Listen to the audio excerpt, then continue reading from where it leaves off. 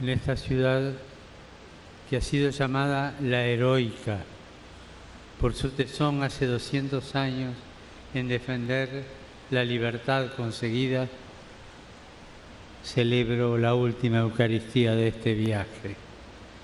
También desde hace 32 años, Cartagena de Indias es en Colombia la sede de los derechos humanos, porque aquí como pueblo se valora que gracias al equipo misionero formado por los sacerdotes jesuitas Pedro Claver y Corberó, Alonso de Sandoval y el hermano Nicolás González, acompañados de muchos hijos de la ciudad de Cartagena de Indias en el siglo XVII, nació la preocupación por aliviar la situación de los oprimidos de la época, en especial la de los esclavos, por quienes clamaron por el buen trato y la libertad.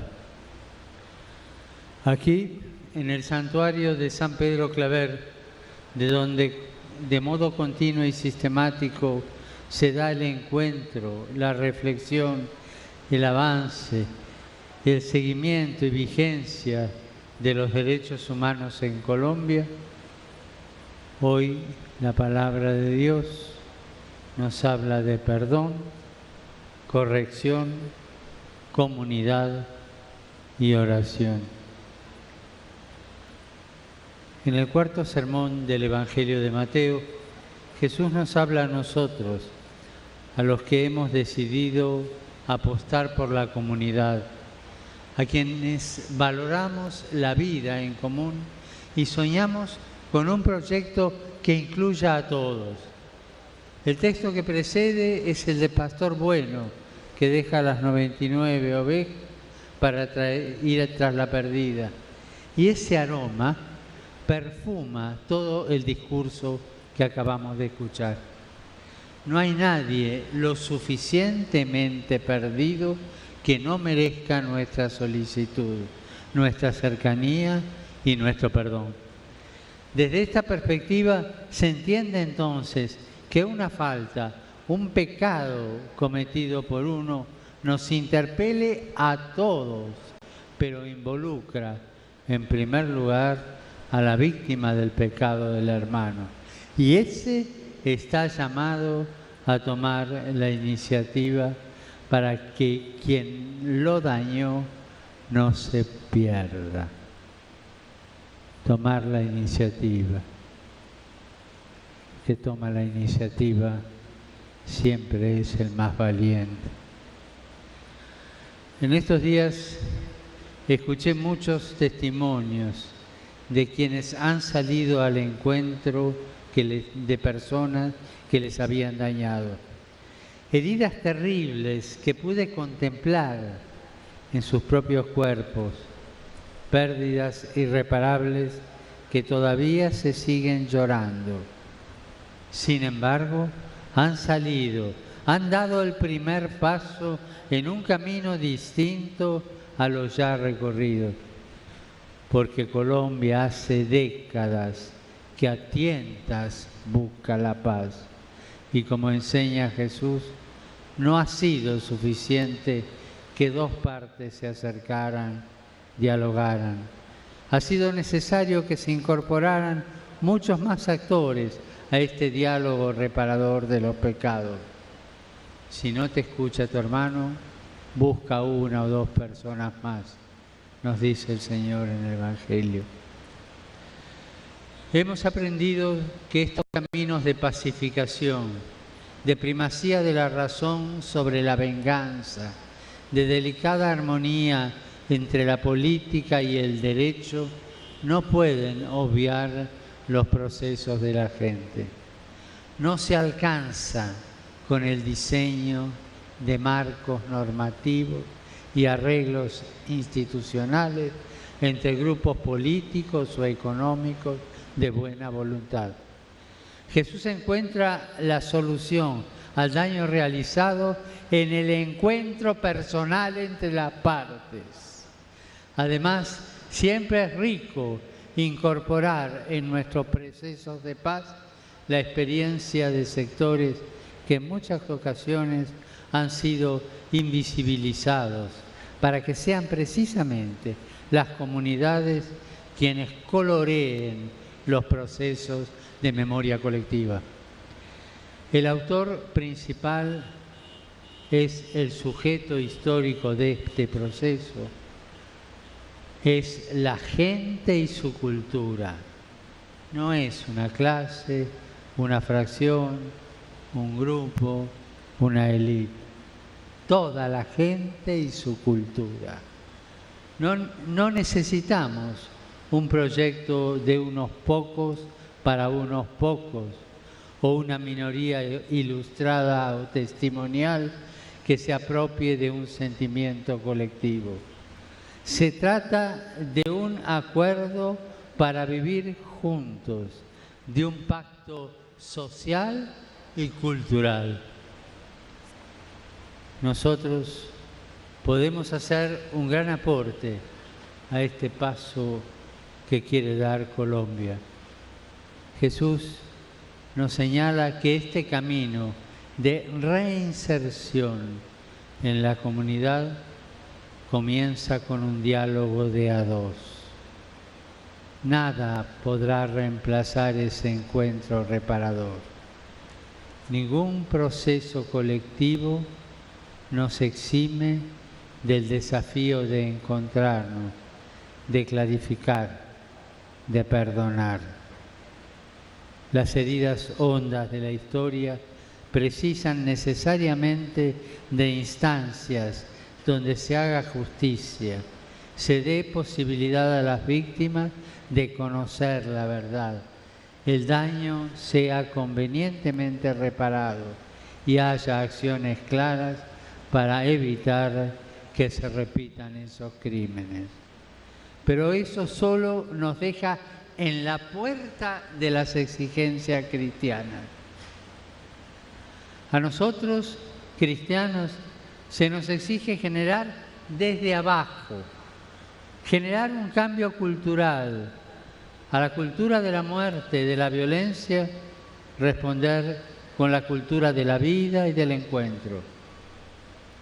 Nos lo decía ya ese escritor tan de ustedes y tan de todos. Este desastre cultural no se remedia ni con plomo ni con plata, sino con una educación para la paz, construida con amor sobre los escombros de un país enardecido, donde nos levantamos temprano para seguirnos matando unos a los otros. Una legítima revolución de paz que canalice hacia la vida la inmensa energía creadora que durante casi 2 siglos hemos usado para destruirnos y que reivindique y enaltezca el predominio de la imaginación. ¿Cuántos hemos accionado en favor del encuentro y de la paz? ¿Cuánto hemos omitido, permitiendo que la barbarie se hiciera carne en la vida de nuestro pueblo? Jesús nos manda confrontarnos con esos modos de conducta, esos estilos de vida que dañan el cuerpo social, que destruyen la comunidad. ¿Cuántas veces se normalizan, se viven como normales, procesos de violencia, exclusión social, sin que nuestra voz se alce ni nuestras manos acusen proféticamente? Al lado de San Pedro Claver había millares de cristianos, consagrados muchos de ellos, pero solo un puñado inició una corriente contracultural de encuentro. San Pedro supo restaurar la dignidad y la esperanza de centenares de millares de negros y de esclavos que llegaban en condiciones absolutamente inhumanas, llenos de pavor, con todas sus esperanzas perdidas. no poseía títulos académicos de renombre. Más aún, se llegó a afirmar que era mediocre de ingenio, pero tuvo el genio de vivir cabalmente el Evangelio, de encontrarse con quienes otros consideraban solo un desecho. Siglos más tarde, la huella de este misionero y apóstol de la Compañía de Jesús fue seguida por Santa María Bernarda Butler, que dedicó su vida al servicio de pobres y marginados en esta misma ciudad de Cartagena. En el encuentro entre nosotros redescubrimos nuestros derechos, recreamos la vida para que vuelva a ser auténticamente humana.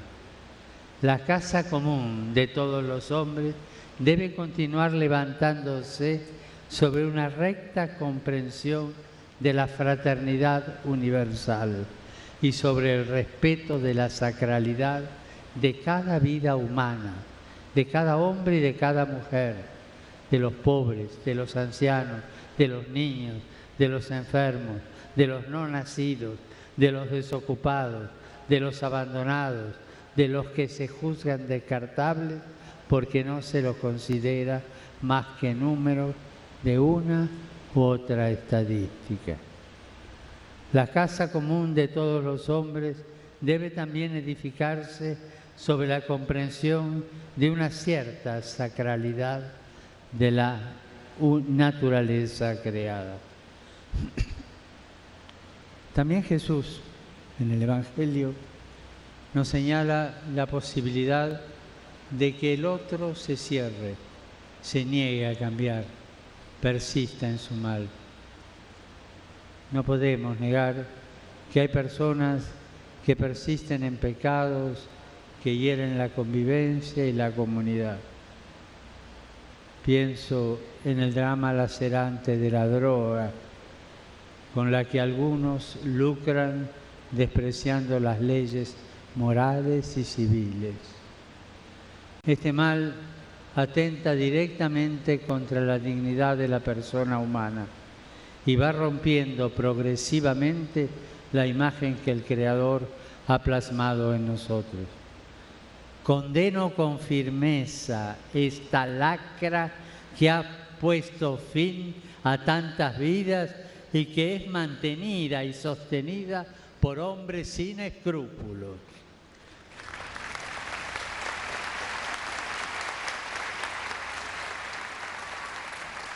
No se puede jugar con la vida de nuestro hermano ni manipular su dignidad. Hago un llamado para que se busquen los modos para terminar con el narcotráfico, que lo único que hace es sembrar muerte por doquier,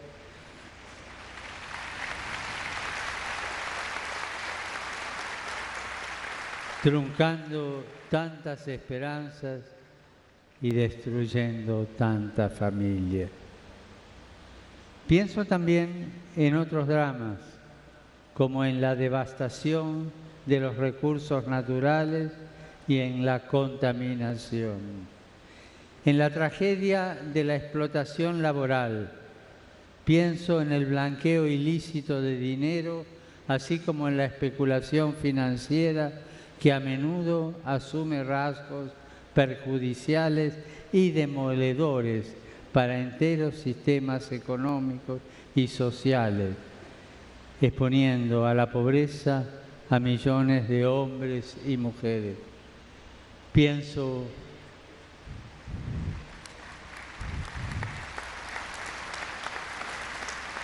en la prostitución que cada día cosecha víctimas inocentes, sobre todo entre los más jóvenes, robándoles el futuro. Pienso en la abominable trata de seres humanos, en los delitos y abusos contra los menores, en la esclavitud que todavía difunde su horror en muchas partes del mundo, en la tragedia frecuentemente desatendida de los emigrantes, con los que se especula indignamente en la ilegalidad. E incluso también se especula en una aséptica legalidad pacifista que no tiene en cuenta la carne del hermano, la carne de Cristo. También para esto debemos estar preparados y sólidamente asentados en principios de justicia, que nada disminuyen la caridad. No es posible convivir en paz sin hacer nada con aquello que corrompe la vida y atenta contra ella. A este respecto, recordamos a todos aquellos que con valentía y de forma incansable han trabajado y hasta han perdido la vida en la defensa y protección de los derechos de la persona humana y su dignidad. Como a ellos, la historia nos pide asumir un compromiso definitivo en defensa de los derechos humanos, aquí en Cartagena de Indias, lugar que ustedes han elegido como sede nacional de su tutela.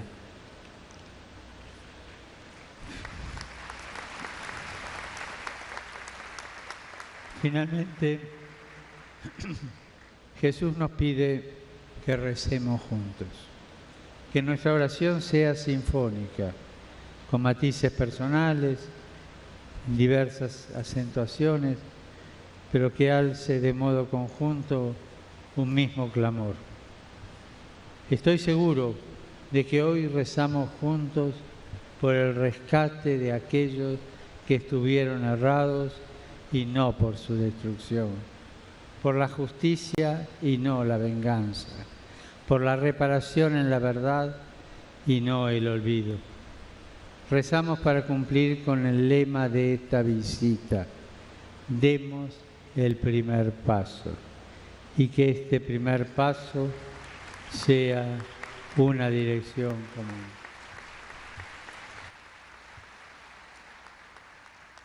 Dar el primer paso es, sobre todo, salir al encuentro de los demás con Cristo, el Señor.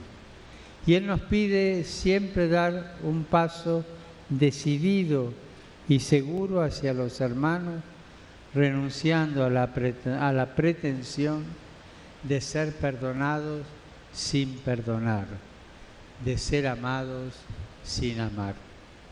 Si Colombia quiere una paz estable y duradera, tiene que dar urgentemente un paso en esta dirección, que es aquella del bien común, de la equidad, de la justicia, del respeto de la naturaleza humana y de sus exigencias. Solo si ayudamos a desatar los nudos de la violencia, desenredaremos la compleja madeja de los desencuentros. Se nos pide dar el paso del encuentro con los hermanos, atrevernos a una corrección que no quiere expulsar, sino integrar. Se nos pide ser caritativamente firmes en aquello que no es negociable. En definitiva, la exigencia es construir la paz, hablando no con la lengua, sino con manos y obras, y levantar juntos los ojos al cielo. Él es capaz de desatar aquello que para nosotros parece imposible. Él nos prometió acompañarnos hasta el fin de los tiempos, y Él no va a dejar estéril tanto esfuerzo.